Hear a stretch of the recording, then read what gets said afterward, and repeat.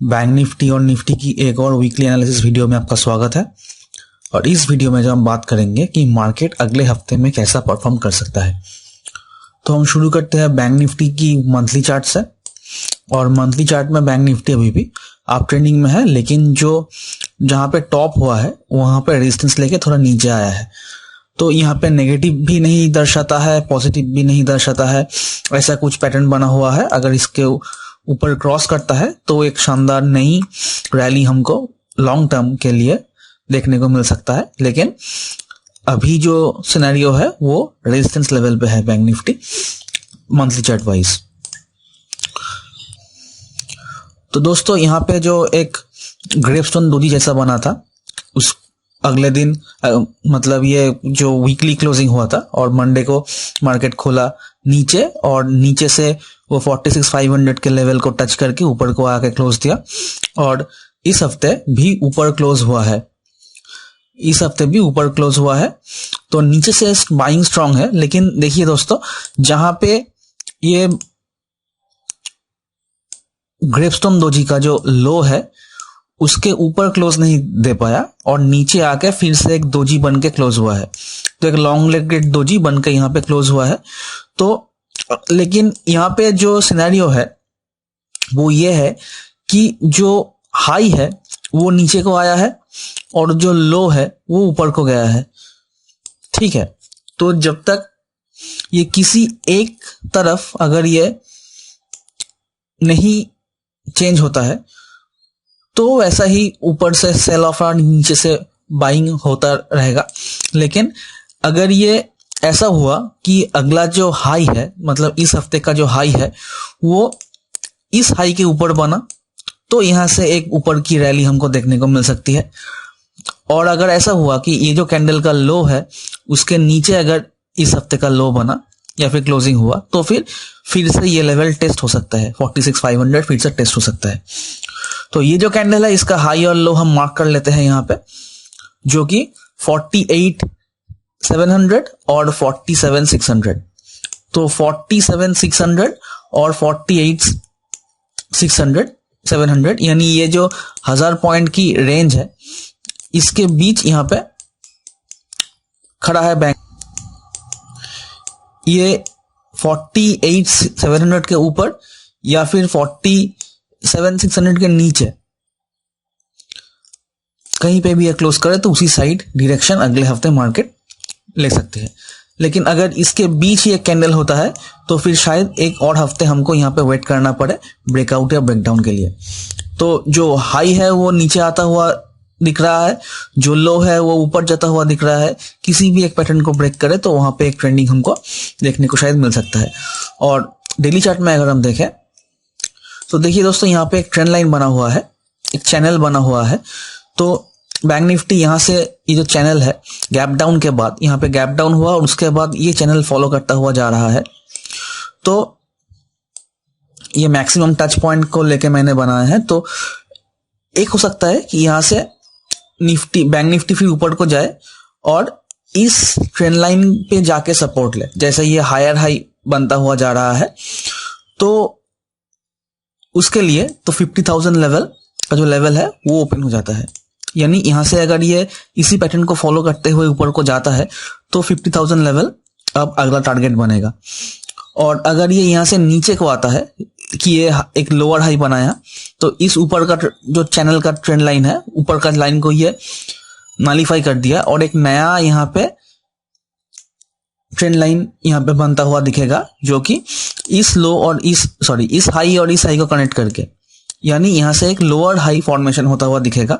तो फिर यहां से फिर कंटिन्यू करके ये इस लेवल को के पास अगर आए 47,000 के पास, तो यहाँ पे जाके कुछ बाइंग हमको देखने को मिल सकता है। तो यहाँ पे जो क्वेश्चन है वो ये है कि बैंक निफ्टी या 50,000 को जाएगा या 47,000 को। एक तरफ तो जाएगा ही जाएगा, लेकिन किस साइड जाएगा वो अब यहाँ पे देखने वाली बात है।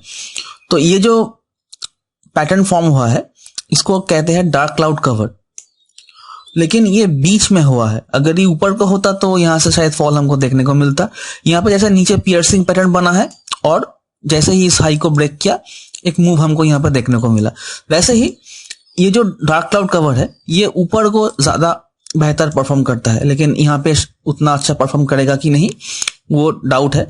लेकिन अगर इस लो को ये टेक डाउन करता है और 48,000 के नीचे अगर एक दिन क्लोज करता है, तो 48,000 के नीचे अगर हम मानो एक दिन क्लोज किया और अगले दिन भी 48,000 का रेजिस्टेंस लेता है, तो फिर हम 47,000 तक एक फॉल यहाँ पे देखने को मिल सकता है।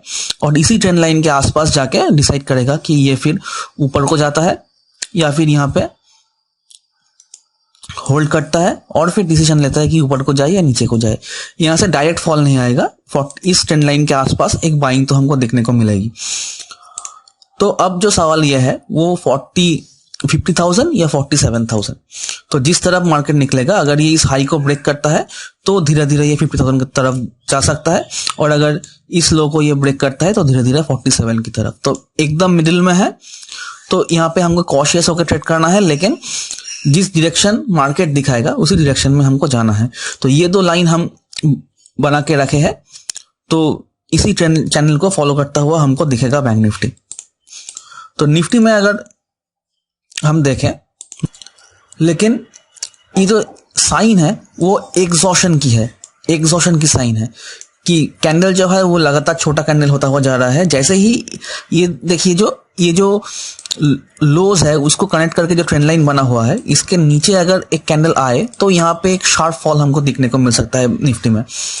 तो मंथली चार्ट में अभी भी ये धीरे धीरे करके ऊपर को जा रहा है, लेकिन जो एग्जॉशन का साइन है वो बरकरार है। तो वीकली चार्ट में अगर हम देखें तो वही बात है कि यहाँ पे जो एक शूटिंग स्टार बना था और फिर गैप डाउन हुआ, अब ये ऊपर को आया है, लेकिन जो क्लोजिंग है वो इस लो के ऊपर नहीं दे पाया, और वैसा ही एक स्पिनिंग टॉप जैसा यहाँ पे बना हुआ है और बीच में अटका हुआ है।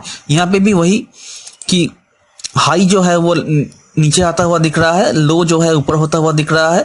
तो ये जो कैंडल है इसके नीचे या ऊपर किसी भी तरफ ब्रेक करे तो एक मूव हमको देखने को मिल सकता है, लेकिन इसके बीच में अगर ये इस हफ्ते भी कैंडल बनता है तो हम एक और हफ्ते हमको यहाँ पे वेट करना पड़ेगा। तो डेली चार्ट में अगर हम देखें तो दोस्तों यहाँ पे जो नेगेटिविटी है वो देखिए, यहाँ पे जो रेजिस्टेंस है वहां जाके एक शेवन टॉप बनाया है, ठीक है। तो इसलिए ये जो मूव है वो ज्यादा कन्विंसिंग डाउन साइड दिख रहा है यहाँ पे। तो ये जो ट्रेंड लाइन है ये अब नीचे की तरफ खींच सकता है निफ्टी को।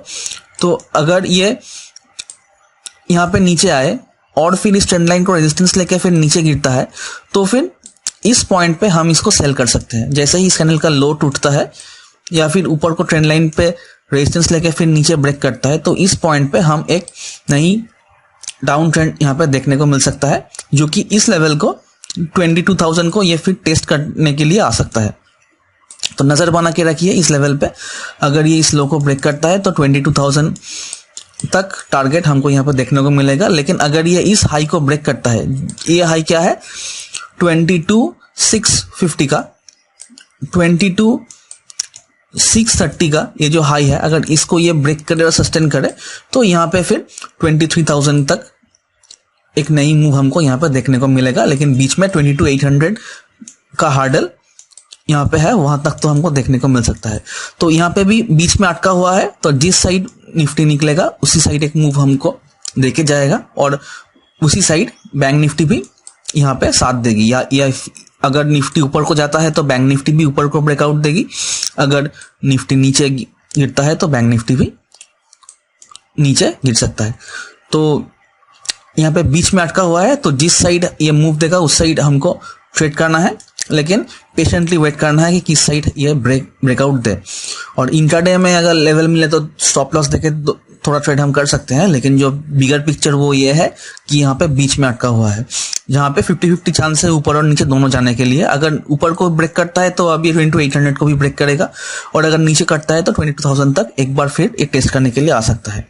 तो बीच में अटका हुआ है तो वोलेटिलिटी भी यहाँ पे बरकरार रहेगी, तो कॉशन के साथ ट्रेड करें। और ये था इस हफ्ते के एनालिसिस। वीडियो पसंद आए तो चैनल को सब्सक्राइब जरूर करना और वीडियो को लाइक और शेयर भी करना। मिलता है अगले वीडियो पे, तब तक के लिए गुड लक और हैप्पी ट्रेडिंग।